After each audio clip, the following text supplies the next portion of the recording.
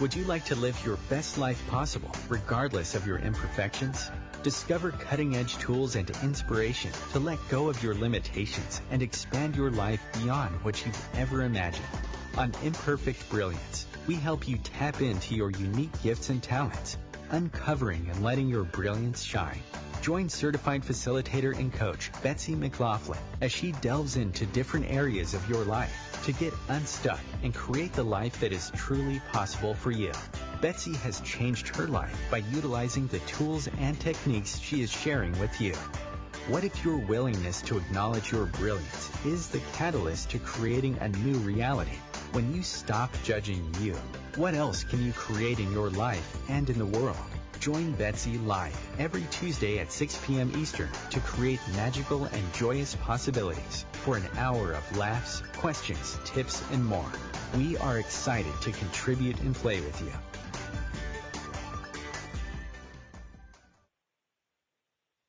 Hello, everyone, and welcome to Imperfect Brilliance.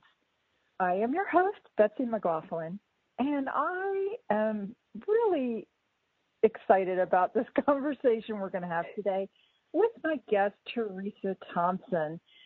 And Teresa and I actually do work together quite a bit. We met each other through the body of work that I talk about all the time on the show, Access Consciousness. And I'm just so grateful that Teresa came on. And so what is our subject today? We are going to be talking about what do you do with your kids during isolation.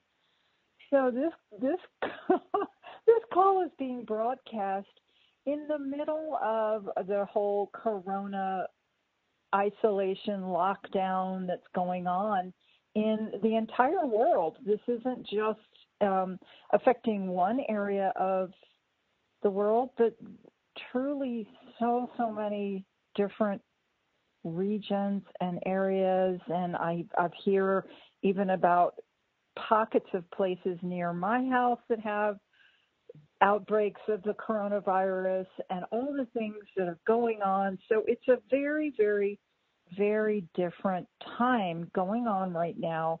Everybody's lives have been changed for nothing, home. And the topic today is going to here's a perfect example, Teresa, of my imperfect brilliance is the words want to come out faster than my tongue can work. So what we're talking about today is, what do we do with our kids? And Teresa is a dynamo in so many different areas, including being a mom of 3, not 1, not 2, but 3 boys. And she lives in British Columbia, Canada. And so she's going to be sharing her insight, and her boys are, younger. They're in the United States, it's grade school. I'm not sure what it's called in Canada, but elementary. Thank you. Elementary school. Thank you. And so she's had to adjust right from having some time to do things on her own to now all of a sudden she's homeschooling 3 boys, and they're active guys, and she was doing a lot of sport activities all week, every weekend. And so things are very, very different. So what do you do during this time so you don't drive yourself crazy?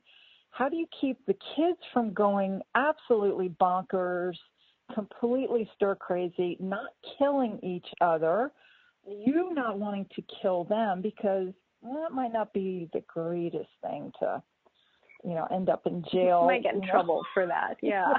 Yeah. It might not be the best thing. All right. So what do you do? All right. So we're going to be talking all about that today, and just a little bit about Teresa before we get started. So like I said before, she is an Access Certified Facilitator, as I am. She's the mom of 3 boys, and she started using the Access consciousness tools and questions about 7 years ago. And she found it as she was struggling as a parent with anxiety and depression. And she had tried many other modalities, and none seemed to have a lasting effect. And the Access tools really, really changed and contributed to her life, and they continue to change the way that Teresa parents. So one of the biggest gifts that she's received is knowing that she's not wrong. I'm going to say that piece again, like knowing she's not wrong. She's not wrong as a parent. She's not wrong as a child. She's not wrong as a person. She's not wrong as a spouse. And she uses these tools daily and incorporates them in every single aspect of her life. So that was a very, very long introduction to what we're going to be talking about today. And Teresa, thank you so much for saying yes, taking time out of your very busy schedule to come on and play with us. Thank you for inviting me. I'm so excited to be here. Super grateful. Thank you. You're so welcome. So it's been a couple of weeks, right, since the the lockdown. What are some, like, give us the top 3 that are popping off your brain cells right now for what are you doing so you don't kill your children? Yeah. Well, like you said, they were all very active. So I've got three boys, so they are 5, 9, and 12 years old. They all played multiple sports, and we were we had spring break, and then we were gearing up to get into the busiest season. All 3 boys play lacrosse, and the week that we kind of lockdown started was going to be our busiest week. It was literally school, come home, grab snacks, and head out the door. And 2 of them had practice each day, and we would not be home until 7 o'clock at night and then bath in bed. So we were fully prepared for that.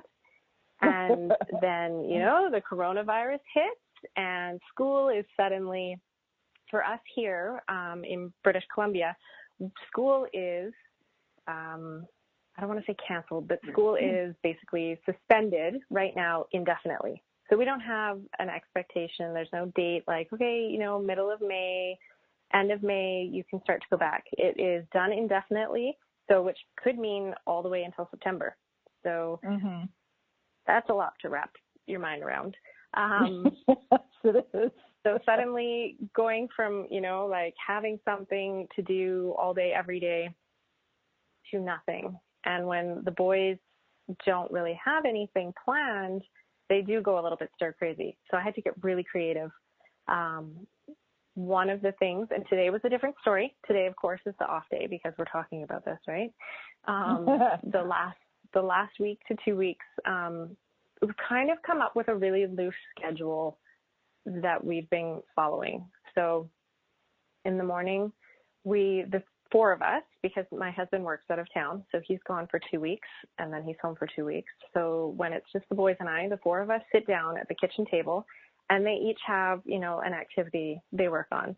All their teachers have been amazing. So they have activities and assignments to work on, either through the laptops or just written assignments. So while they're doing their seated work, I can get some of my work done on the computer, but I will sit with them at the table. So we're all engaged in our own activities, but we're all together. So they don't feel like they're totally on their own. So we do that for a couple hours in the morning. Make sure to have a break. And the biggest thing is if one of them, like this morning, actually, our youngest, he's 5, he was not, he wanted nothing to do with his journal. He was just having a meltdown.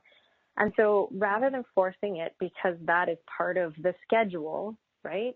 It was like, okay, put your pencil down. What else do you need to do right now? Like, what would you like to do? Like, step away from it and take a break. And knowing that it's okay for him to not get that work done right this minute, because it wasn't easy for him. So trying to force him to do it in that moment just would have been awful for everyone. So having the allowance to be like, you know what, why don't you go play what you want to play for the next 15, 20 minutes and then come back and then we'll do your journal dance. So having like a lot of allowance and being really flexible with what they're doing and what they want to do in those 10 seconds has really been a total contribution. Well, another thing. Doing that, and then we'll go to the next tip, but doing that, what I have found, even for myself, you know, is when you're trying to force something because you've decided this is, you know, when it's supposed to be, or this is how it's supposed to be done, and things aren't happening that way. When you go to force it, it takes longer. You know, it's like, and so having that willingness to be like, okay, well, this isn't exactly what I desire to have happen right now, but being willing to be flexible about it. So, you know, okay, go do something else and come back. How much did you actually avoid having, as you said, a meltdown, having it escalate, you know, then maybe the other boys get involved too, and then you're involved and you're not, so nobody's getting their work done. So how much did you actually contribute to everybody by that willingness to be flexible? Totally. Yeah, because have you ever had times where you've got, you know, a project that it has to get done right now, but it is like you're forcing it to be done. Then there's something else over here that's really fun and easy for you to create. And you go and you do that really fun and easy project in no time. Like you finish that in 15 minutes. And then suddenly that other project you have to get done just sort of comes together. It just becomes a lot easier to create.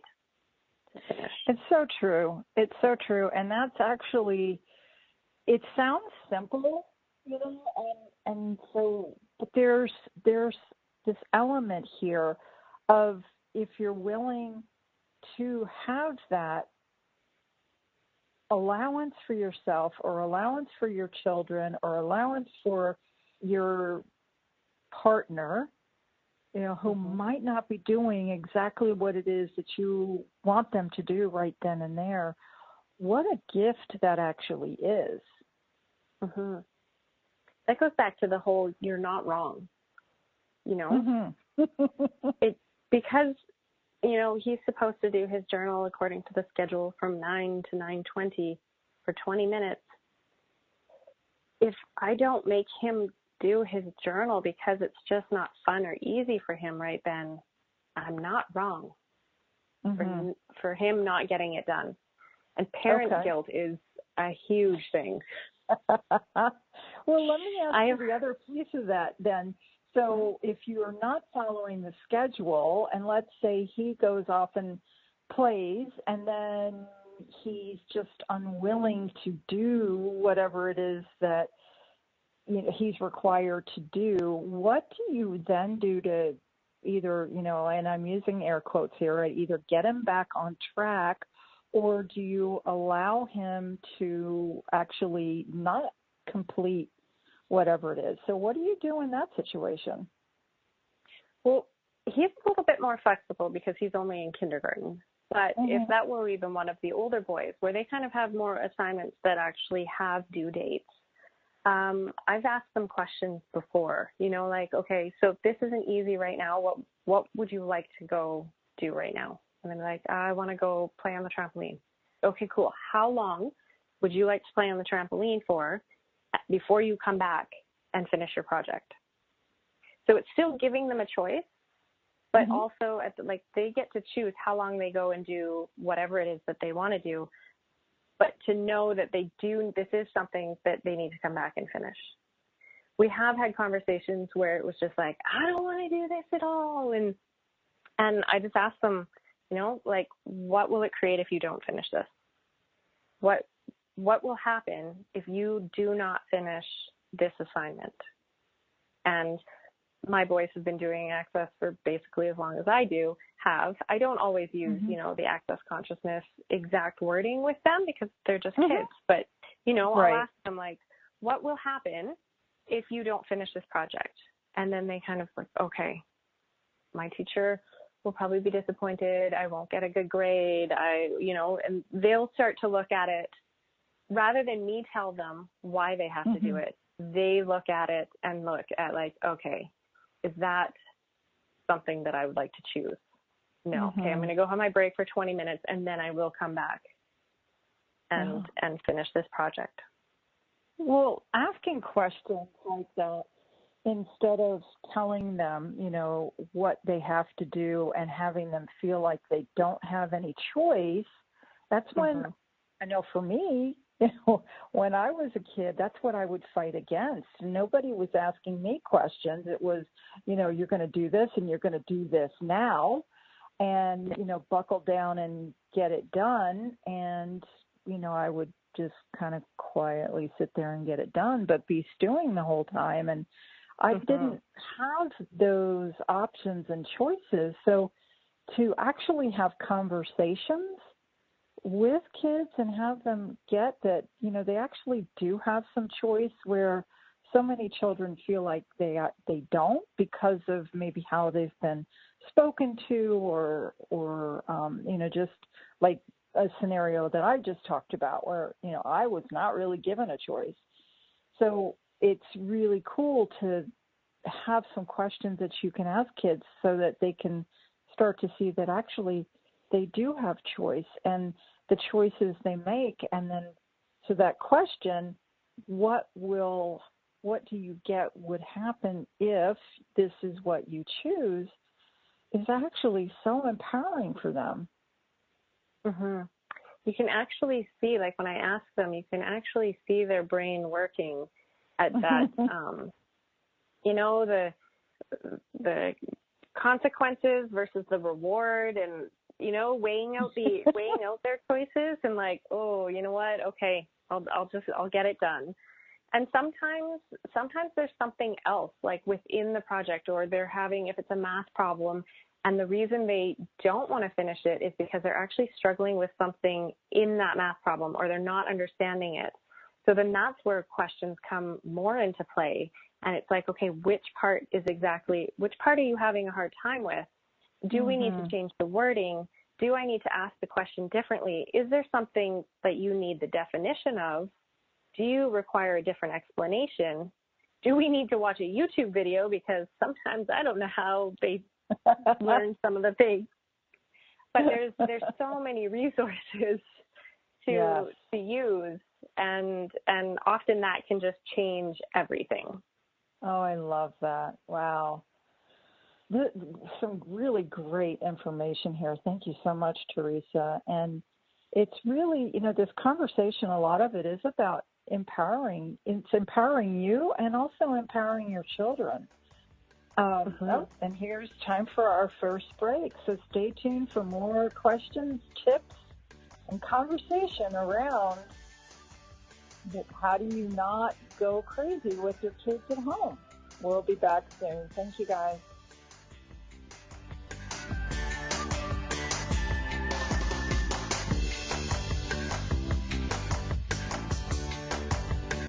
Free your mind with OMTimes Radio, IOM-FM. OMTimes magazine is one of the leading online content providers of positivity, wellness, and personal empowerment. A philanthropic organization, their net proceeds are funneled to support worldwide charity initiatives via Humanity Healing International. Through their commitment to creating community and providing conscious content, they aspire to uplift humanity on a global scale. Connect at omtimes.com. OMTimes, creating a more conscious lifestyle. The student asks the teacher, "How do I experience transformation?" The teacher replies, "When the student is ready to receive deeper answers, the student then asks, 'How do I know what deeper questions to ask?' And the teacher replies, "When the student decides to commit to a practice inviting transformation, level 2 questions will be revealed." Hi, I'm Tomas Garza, and as a teacher and host, I'm inviting listeners to enroll in the mastery of transformation by joining me on Decide to Transform, your bridge to Level 2 Answers, Tuesdays, 1 p.m. Eastern on OMTimes Radio. A social distancing tip. Putting distance between yourself and others is critical to slowing the spread of coronavirus. So here are ways to stay in contact without the physical contact part. Call, send a text, set up a video conference, post on social media, dedicate a song on the radio. If you have symptoms of fever, dry cough, and shortness of breath, call your healthcare provider before going to their office. For more info, visit coronavirus.gov. Let's all do our part, because we're all #AloneTogether. Brought to you by the Ad Council.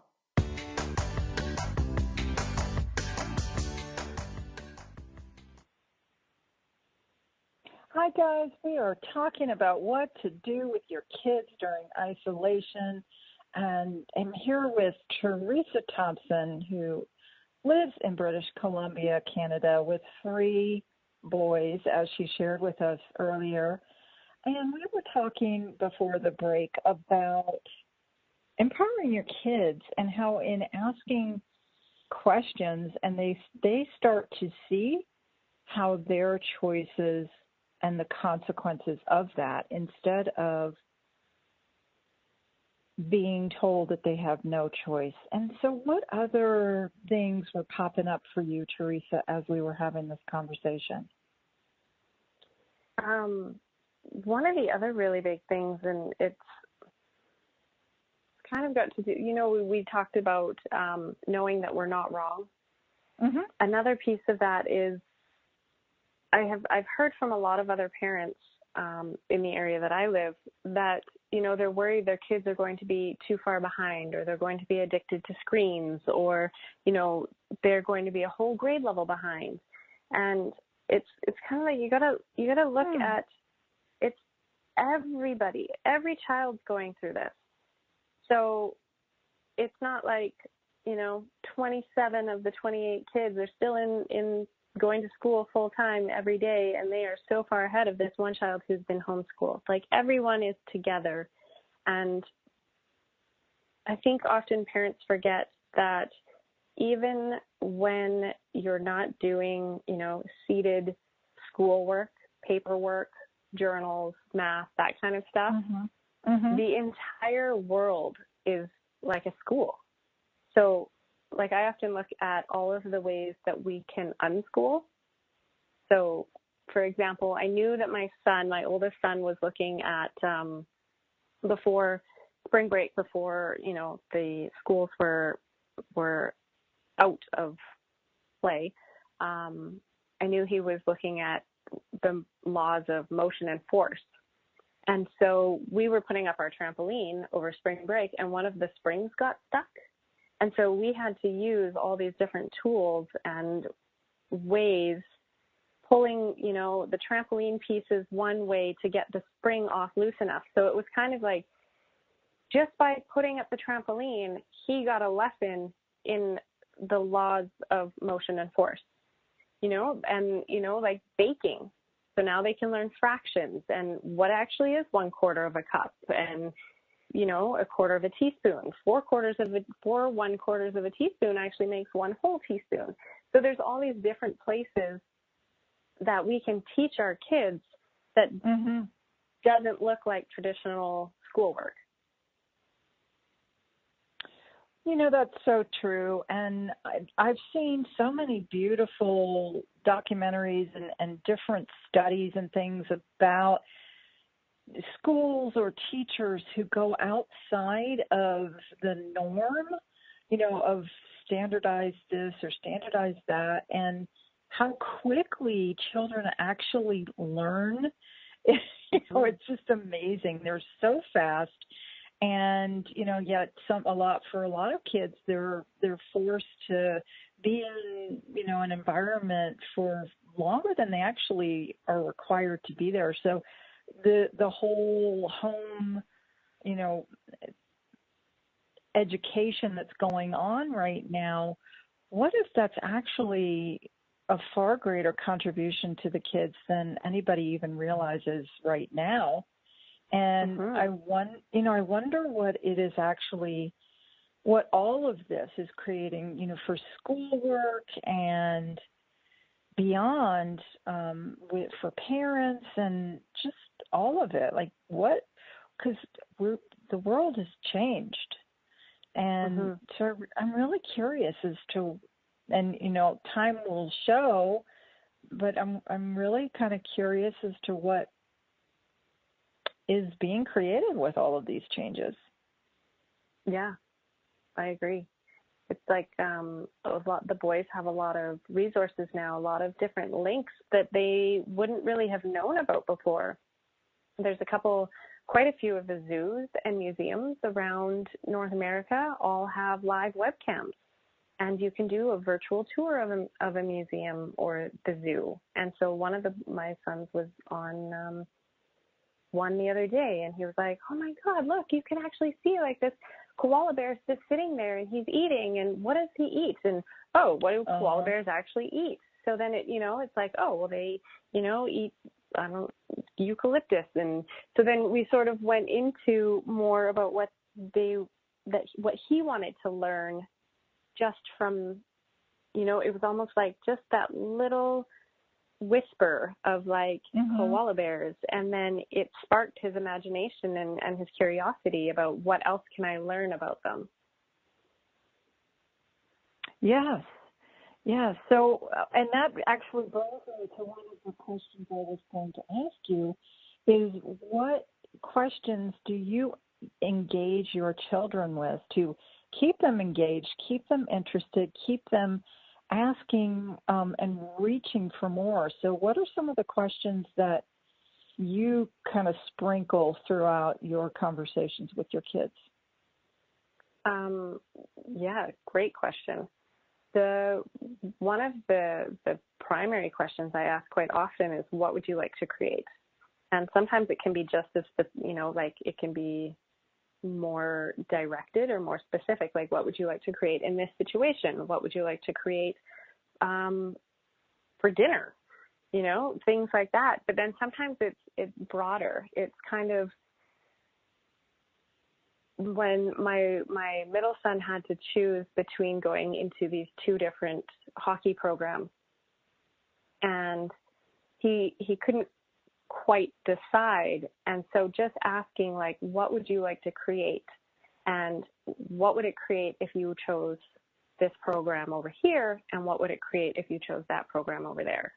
Now, the one program was very intensive, and it was a lot of work, and it was very time consuming, time demanding, but he got that one would create more in his life and for his future. And so it would be, even though it was more of a demand in time, I was willing to make it work however it needed to work, because I knew that it was going to create more for him in his life. And for us as a family. So. Wow. Yeah. So what are some of the tips that you remind yourself of? So as a parent, for you to stay, sane? Yes. Sane or insane? Yeah. Yeah, one of the ones I really like is I constantly remind myself, I used to be very type A. So very like, this is the schedule. We need to follow this schedule. This is what we have to do today. It's this time. And not just with homeschool, but with all areas of my life. That has changed a lot over the last few years with implementing the Access consciousness tools. And one of the things I really am grateful for is to know that what's working right now may not work tomorrow. And what worked yesterday may not work today. A perfect example is yesterday, we did our seated table work. Everyone had lunch. We then went outside after lunch, went for a walk. And today, that didn't work. The kids were not, like the youngest one was not having journal time. And rather than getting upset and stressed out that this wasn't working out the way that I needed it to work out because I had a schedule, it was that flexibility of knowing like, okay, so this might not look like it did yesterday, and it might not be as easy as it was yesterday, but I wonder what tomorrow will look like. Mm-hmm. And what if tomorrow doesn't even look like it did today or even yesterday? And what if tomorrow is far greater than today? And what if it's far easier than it ever has been? That's, yeah, I really love that tool. I love that question. And, you know, sometimes it's actually being willing to walk away yourself. You know, if you find yourself getting frustrated, angry, you know, depressed, like whatever the emotion is that you might start feeling yourself, you know, almost being sucked into, it's like, okay, what do I require? You know, because when you have children, a lot of what you know, so much of your attention, so much of your focus is on what do the kids need? What does this person need? And you're constantly giving and asking that question. And so you can very easily forget yourself in that whole equation. You know, you're putting everyone else is ahead of you. And, you know, that's how we were taught to be as moms, as dads, as, you know, parents. Everything comes before you. So how do you make sure that you are in the equation of your parenting and you're not lost in all of that? That's something I still am working on and changing. Although I think it's a lot easier now than it ever had been before. Because my kids are still quite a bit younger, it's not everybody's in the same area, you know, like everyone's in the same house. It's not like the boys are older and they're going to their friends' houses because they're 16 and they can drive themselves. So we've really had to find ways, and this is where asking questions really helps. It's like if, let's say we're working on a school project or everyone's doing schoolwork, but it's not working for anyone, and I am feeling stressed out, then I will just ask, like, okay, do we need to go outside? What can we do outside? Or should we go for a walk? Should we take the dog for a walk? Would getting some sort of physical activity outside right now contribute? And if it's light and easy, then we'll do that. Or, okay, maybe we just all need to start let's all work on an art project. Or sometimes I'll actually even just, honestly, I'll be like, you guys go play PlayStation or watch TV for 20 minutes. I'm going to go I'm just going to go have a break. So then I will come, you know, just come and hang out in my room or go outside in our backyard, wherever. And, you know, letting them play video games or watch TV for half an hour to an hour, I'm not wrong for that, because I know that if I take that time out for myself, I'm going to feel better. I'm going to parent better after I have some space to myself. So, you know, we started off the conversation, and it was even in the introduction that I did, you know, with saying, you're not wrong. You're not wrong as a parent. You're not wrong as a person. You're not wrong as a spouse. How did you go from, and did you used to feel like you were wrong?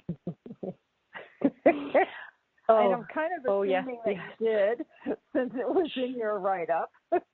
Yep, very much. So how did you go from, you know, I'm wrong, and I'm still wrong, to I'm not wrong?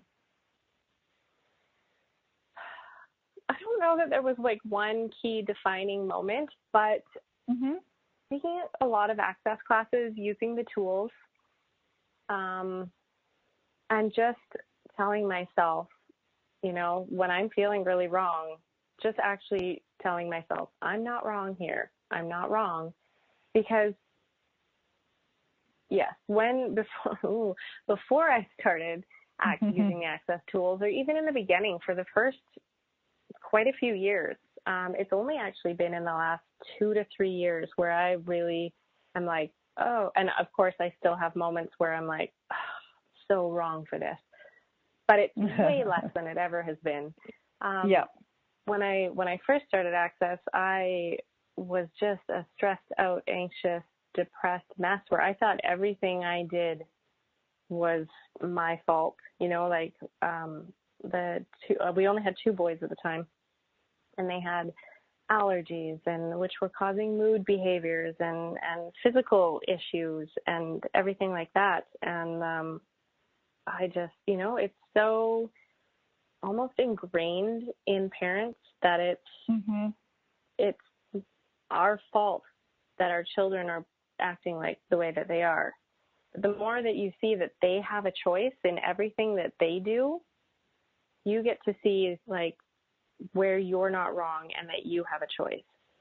You know, so now when our oldest, when he was little, he had some intense tantrums, like, you need to go hang out in your room until you calm down, kind of hold the door closed, because he was just wild. And as soon as I started acknowledging, like, I'm not wrong, like, I didn't make him feel like that, I'm not even sure how to explain that, but as soon as I sort of acknowledged that and let go of some of that parenting guilt where, like, I felt like I was ruining his life, it sort of just, it flipped. And he's older now, but he is so much more fun to hang out with now.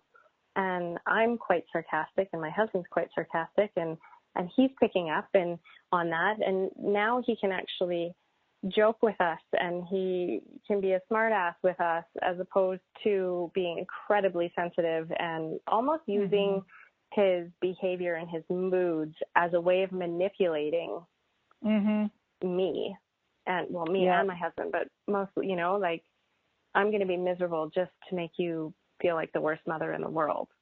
As soon as I said, no, that's actually not going to work anymore, it sort of stopped. Well, it's, again, you know, I keep going back to this, but it's really peppered through this conversation today about it's really empowering, and for everybody, for you as well as your kids, to see that their choice and then what that choice creates. Time for our second break, you guys. Stay tuned for this conversation with Teresa Thompson. We'll be back in a minute.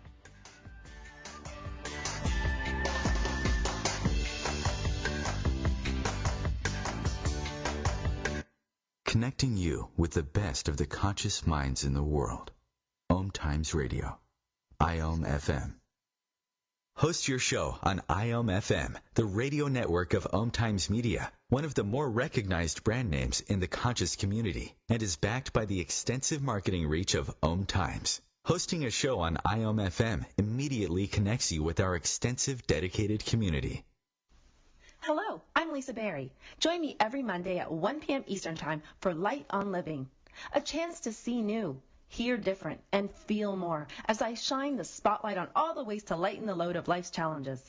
Light on Living is your link to that new way you're looking for, that new understanding that will enhance your life, and that positive connection that will support your growth. So join me, and you'll gain insight and start to see things in a new way that motivates you. Hey, hon, what you doing with your phone? Taking pictures? No, I'm asking it questions. Like what? Hey, Bobo, do flowers have best friends? I'm sorry. I'm afraid I don't know that. Hey, follow me. I want to show you something. Look, flowers do have best friends. Whoa. Some answers can only be found in nature. Discover the unsearchable. Visit discovertheforest.org to find a trail near you. Brought to you by the United States Forest Service and the Ad Council.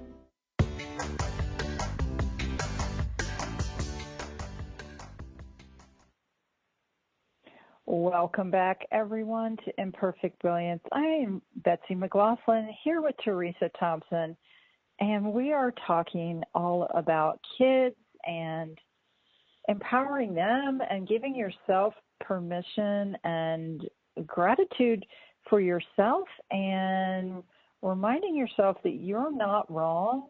You're not a terrible parent. Your kids aren't wrong. They're not terrible kids, right? And sometimes in the heat of the moment, we forget those things.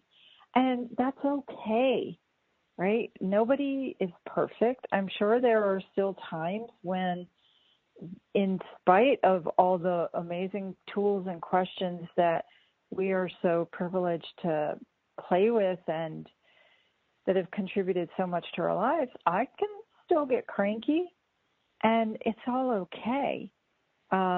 So, Teresa, how can, if anybody would be interested in having more conversation with you, how could they find you? What's the best way? That is a great question. You can find me on Facebook, just under my name, I guess, Teresa Thompson, or you can send me an email at Teresa, TERESAT.access@gmail.com. Awesome. And if you guys are looking for me, you can always find me at creatingyumminess.com, or you can search on Imperfect Brilliance on Facebook. You can find us. And we're also both have information on the Access Consciousness website as well. So, rounding out this conversation today about parenting and kids, and even if you lose it with your family, you're still not wrong, even then. So what else can you do? So you've got activities going on. Your kids we can't do a lot of socializing right now. You know, there's a lot of places that won't let you have more than 5 people together or 10 people together, and they keep narrowing these numbers. And now in my area, you're only allowed to go to the grocery store. You know, like that's pretty much it. So it's really, really locked down. So if kids are used to being at school, being able to run around, having some freedom. So what do you do? What creative things have you done to ensure that the kids don't feel like they're completely, locked down in jail and can't do anything? So share with us some of the creative things that you guys have come up with. Yeah. So, I mean, I do notice my kids are very social, right? School activities, sports activities, and so they don't see their friends as much anymore. So something we've started. So Facebook has a Facebook Kids Messenger system. So anybody your kids want to add, or anyone who wants to add your kids as a contact, they actually have to be approved. You have to go through your Messenger account and approve who they get to talk to.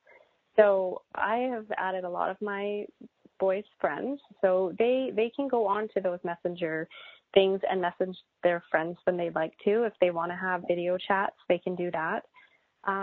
Although video chats, when kids are really engaging with each other when they're playing. So to sit there on a screen, it's a little bit harder. So one thing that we actually did was my oldest son, him and his friend, we set up a Zoom play date for them where they each had the game Battleship. So they each had a side of Battleship, and they each had a computer in front of them, and they played Battleship through Zoom.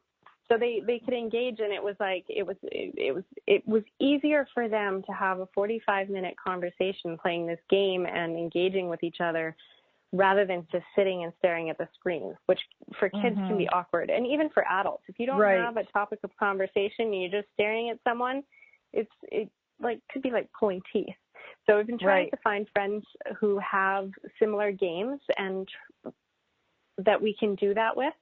And I'm almost considering, getting a group of friends to purchase, let's order some games off of Amazon, get the Guess Who, Battleship, games that are like almost two-sided. Or even with our youngest, I was looking at how we could play Candyland with one of his friends over Zoom or video chat. And I think as long as, the parents are there and you have a player for each kid on your board, and you just move them to where the friend needs to go. So my son can see where his friend's piece is moving, even though he's playing in a totally different house. So they get to engage with their friends still and have a conversation in a totally different way. Mm-hmm. Well, you posted some pictures on your Facebook page recently of some things that you did, like kind of redecorating and moving things around. So what's that been like for you? It has, those projects have been, we have been in this house for almost 4 years, and those projects were asking to be done for almost that many years. So it was really nice where we could just, take a day or two and clear out the basement and put back in each particular room. So we did 4 different rooms and just put them back. And for those things, we included the kids as well. Like with painting the basement, we painted all of the walls in our basement, and they all got to have turns and help paint. And just trying to include them as much as possible and finding the little things that they could do that I'm still that type A personality. So rather than them doing, the trimming or the cutting of the edges or doing the third coat where it you got to cover up all the patches, we let them all do the first coat of paint where it didn't really matter so much where the paint goes. And if there was paint on the floor, it's okay. It can be washed. Having a lot of allowance and not getting stressed out about the little things that can be fixed or changed or cleaned up was a real benefit. So what are some of the tips for having allowance? So you've talked about having allowance a couple of times, and what does that mean for you? Good question. I guess allowance for me would be, I just had it and it just laughed. Like if one of the boys breaks a dish, rather than being really upset that they broke that particular plate, it's sort of, I look at what, if that was a plate that I didn't want broken, then maybe I should have put it somewhere else. So what was the part that I played in that dish getting broken? Yes, he was holding it. He dropped it. It's broken now. But did he do it on purpose? No. Was it an accident? Yes. And is it that big of a deal? Can it be replaced? Did anybody get hurt? Just letting the little things go that, in 5 years, is this going to matter? In 5 years, is it going to matter that this plate got broken? In 5 years, is it going to matter that can of paint got spilled on that floor? It's the things that you just let go of, because is it worth getting stressed out, mad, projecting at the kids and having them feel hurt and upset and like we're mad at them and like they did something wrong? A lot of the times it's just not required. Yeah. So having allowance for situations that come up, it also can give you freedom. And so in that freedom, what does that create? I wonder. Yeah. I wonder. And another thing is if I yell at the boys or I get really upset at them for something, once I've calmed down, I will go back in with them and be like, okay, I did not handle that appropriately. I did not need to yell at you like that. I was feeling incredibly overwhelmed, or this is what was going on for me, and I will do better next time at explaining why I'm upset rather than yelling. So then they get to see, they learn that that's how they can communicate with each other when they're upset rather than lashing out at each other. Right. And that's one of the things for me that I did not have that communication. So it was always important for me as a parent to have that communication. And I probably went a little bit more, the other way, where I explained things to players, and my son was like, okay, Mom, I got it. Right? But I definitely didn't want to be the mom who just said, go to your room, and my child had no idea what he had done to warrant being sent to his room and being punished, right? So I was like, I have no idea what I did. I was just in trouble for something. So it's, it really, to me, it's kids are in smaller bodies, and that is the difference between a kid and an adult. They're aware. They have, they're totally present. They get it. They're fast. They're smart. They're so creative. And so much of what goes on for kids is, they're forced or, expected to fit into this box and then fit into this box and fit into this box. And what if they actually don't fit into any of those boxes? And yet we're trying to get them to do all of these things. So when you offer a child some freedom, some questions, and yes, you still have parameters and things that they need to complete, and tasks, homework, schoolwork, housework, all of those different things. Yes, they still have things, but how much also the element of fun, what does that bring into creating, more of an easy and a joyful household? What have you found for that, Teresa? Just makes things easier.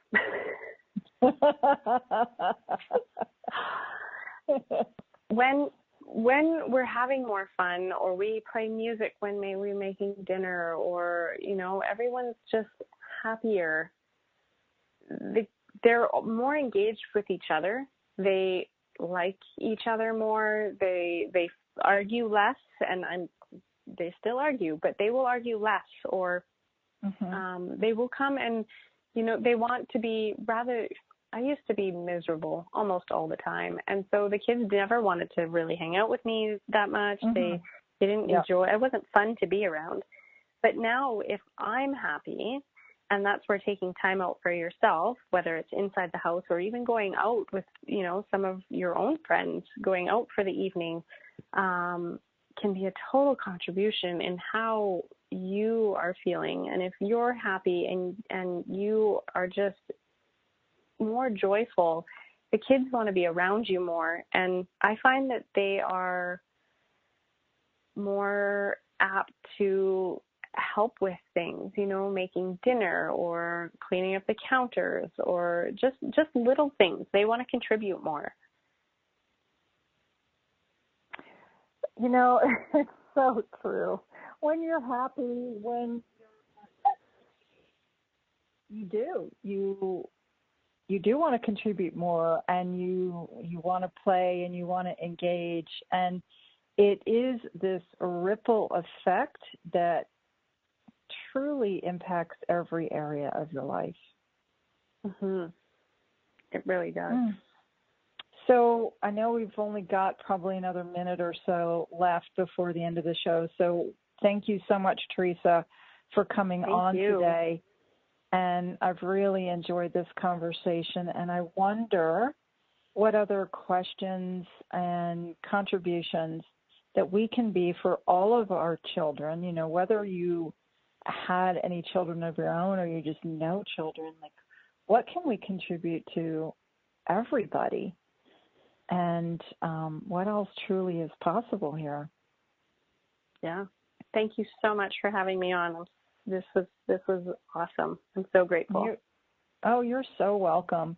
And what do you have any parting questions as we wrap up the show? I don't know if there's any questions, but it's definitely just know that you are not wrong for anything. You're not wrong. You're not wrong. You're not wrong. I love that. Thank you guys so much for tuning in to Imperfect Brilliance, and Teresa Thompson for being our guest today. You guys, take care of yourselves. Have allowance.